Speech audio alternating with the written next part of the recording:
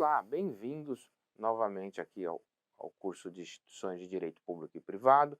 Vamos falar agora de direito processual, um importantíssimo ramo da ciência jurídica. Eu reputo um dos ramos mais importantes do direito, justamente porque o direito processual ele objetiva realizar o direito material, realizar o direito subjetivo da parte, aquele direito que pertence à parte e ela vem demandar em juízo, procurando obter um provimento favorável à sua demanda, ao seu pedido.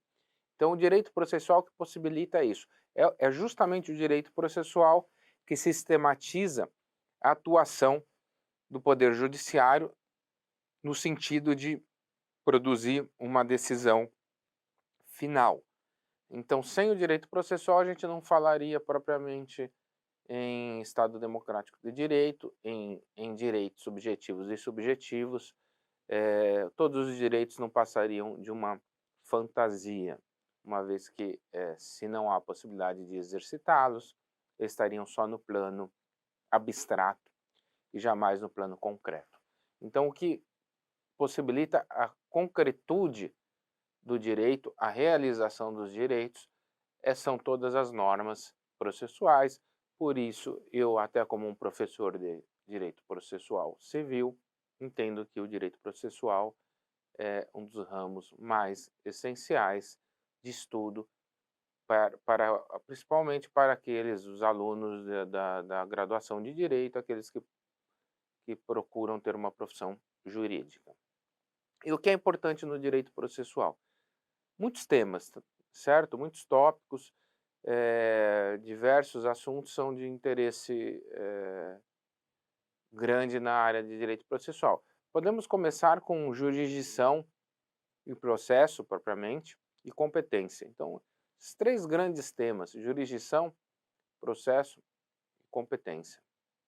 Na verdade, retomando o pensamento lá atrás do direito processual, a gente vai dizer que os três grandes temas do direito processual é a ação, jurisdição e processo.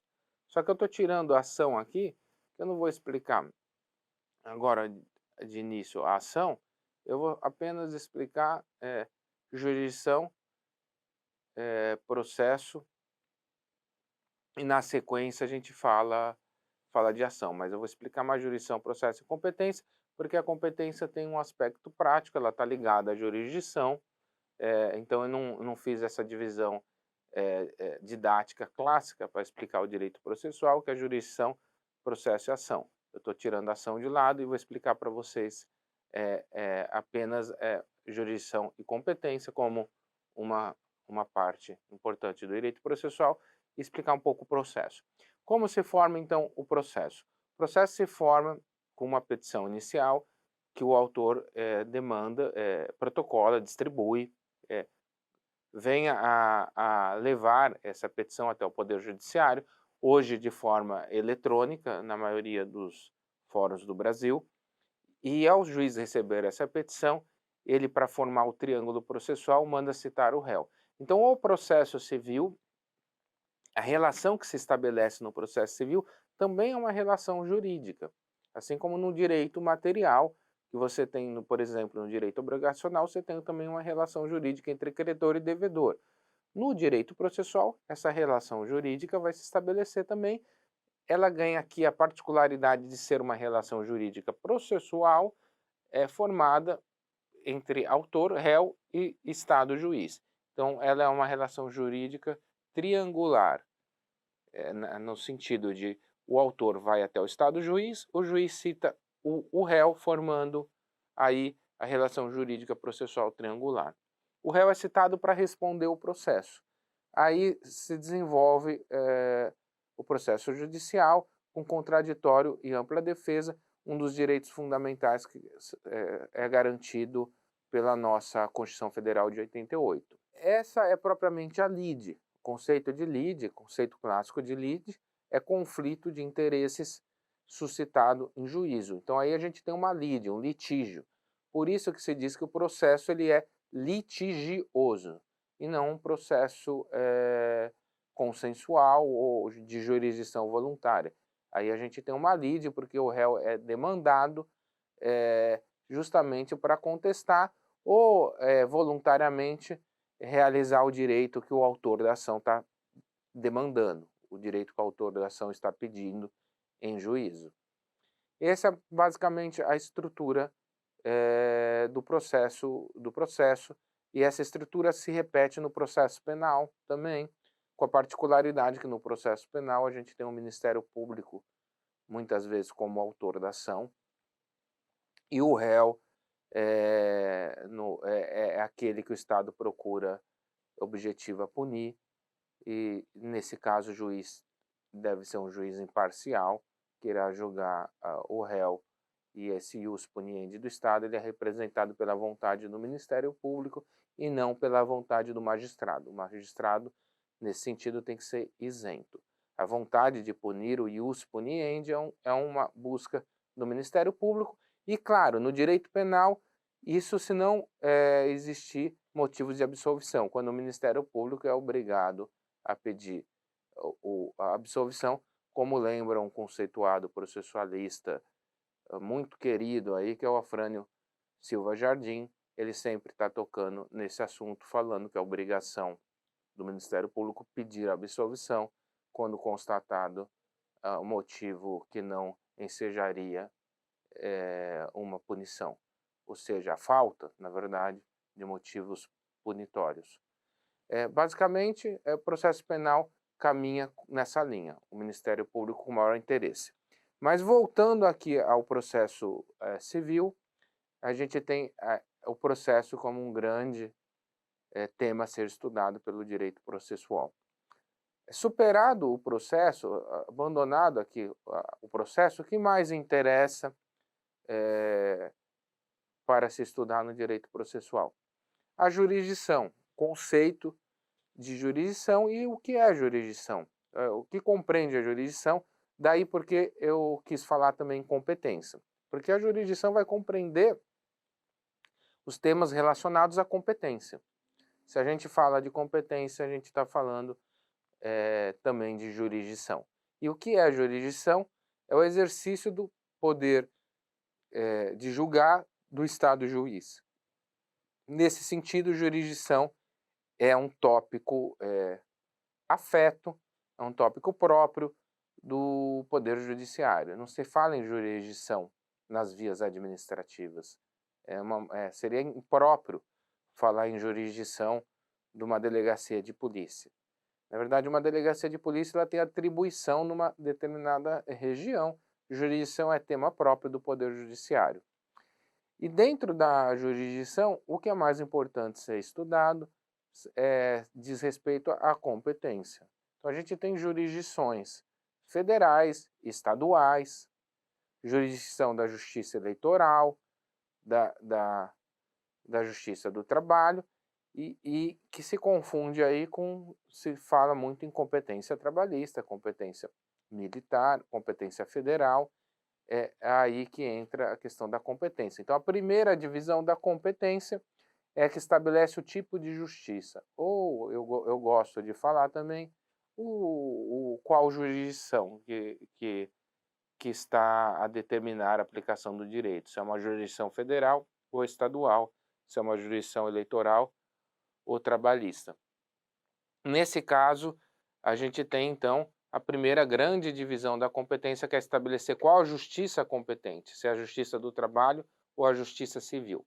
A partir do momento que se estabelece qual a justiça competente, um outro passo de análise da competência é verificar se aquela competência ela se estabelece pelo território, se ela se estabelece tendo em vista a pessoa que está demandando, se ela se estabelece tendo em vista a situação do patrimônio, do bem. Se você está demandando, por exemplo, uma ação de uso capião, ou qual que é o fórum competente? É o fórum da situação da coisa, do imóvel. Se você está procurando resolver um problema possessório, um problema de propriedade de determinado imóvel, a competência será da cidade onde está situado o imóvel. Então, a competência ela existe justamente para fixar a jurisdição do juiz. Então, para fixar a jurisdição do juiz, para dizer, sobre este caso, o juiz detém a jurisdição para sentenciar. Ele detém aquela competência, que é a parcela da jurisdição. Então, competência é definida como parcela da jurisdição. Passando esse tópico de processo e jurisdição competência, a gente pode falar um pouquinho, rapidamente, sobre a organização do Poder Judiciário. Como se dá a organização do Poder Judiciário pela nossa Constituição Federal de 88? O Brasil tem juízes singulares de primeira instância, que eles estão alocados nos municípios, mas a justiça, lembrem, a justiça é estadual e federal, nunca ela será municipal, o prédio está no município, está alocado no município, mas a gente está falando sempre ou de justiça estadual ou federal. Então, a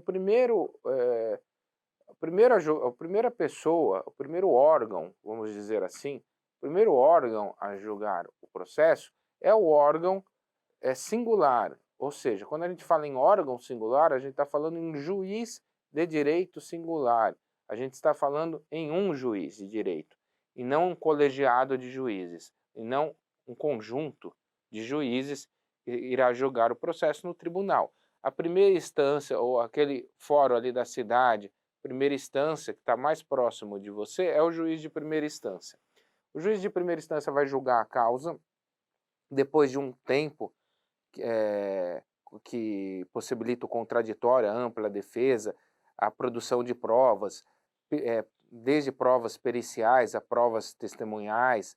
Depois desse intervalo todo de conhecimento do processo, que o juiz conhece o processo, o juiz resolve os incidentes processuais e o juiz chega a um conhecimento que a gente diz no direito processual exauriente, ele exaure esse conhecimento, ao final, não havendo mais provas a produzir, ele vai prolatar a sentença final.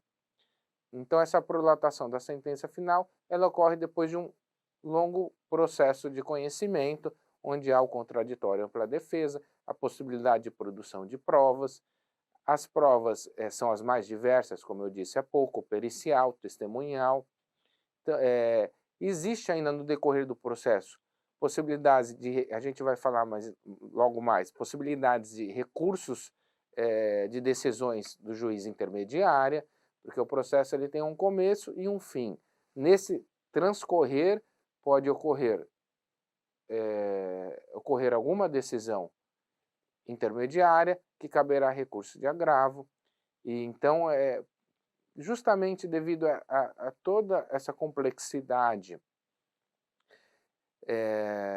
processual que é inerente ao sistema, eu não diria nem só uma complexidade, mas eu diria devido a esse conjunto de atos que existem obrigatoriamente, né, pela lei, e a possibilidade de recursos de decisões que podem afetar um direito seu, você não pode esperar terminar o processo para recorrer, devido a essas possibilidades inerentes ao procedimento, o processo ele tende a demorar um certo tempo até a decisão final.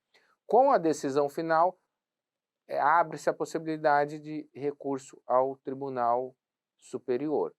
E aí a gente, voltando ao assunto estrutura do nosso Poder Judiciário, aí entra a segunda instância, entra a estrutura do Poder Judiciário, conhecida como segunda instância, ou instância recursal, propriamente são os tribunais de justiça dos estados, quando se fala em justiça estadual, e quando a gente estiver tratando de justiça federal, são os tribunais regionais federais. Então, essa é a segunda instância da nossa organização judiciária. Na segunda instância, quem vai resolver o conflito, ou seja, quem vai dizer se aquela sentença de primeiro grau está de acordo com o direito vigente, de acordo com as provas que foram produzidas nos autos, é o juiz colegiado, juízo colegiado, que é composto, esse juízo colegiado, por 3 magistrados. São 3 juízes que vão julgar a causa, são os desembargadores, que irão julgar a causa, e essa sentença de primeiro grau, ou ela será confirmada na íntegra, ou ela será reformada também na íntegra, ou haverá uma compreensão de reforma parcial da sentença, e não integral, apenas parcial. Então, são essas as possibilidades em termos recursais e em termos também de compreensão, entendimento da estrutura do nosso poder judiciário. Saindo do segundo grau de jurisdição, a gente fala em instâncias especiais, Supremo Tribunal Federal e STJ. Ambas essas instâncias, STF e STJ, são instâncias que ficam em Brasília, são compostas por ministros e elas existem para resolver problemas que são muito pontuais e que não são de amplo acesso. Por isso que a gente vai falar que as jurisdições especiais não são de acesso fácil ao cidadão, porque a tendência do processo civil é encerrar em segunda instância. O Supremo Tribunal Federal ele existe para resolver as questões constitucionais e o STJ as questões de índole federal.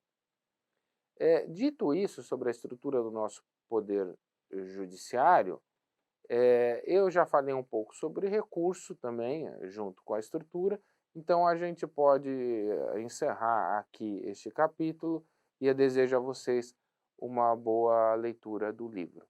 Um abraço e até a próxima.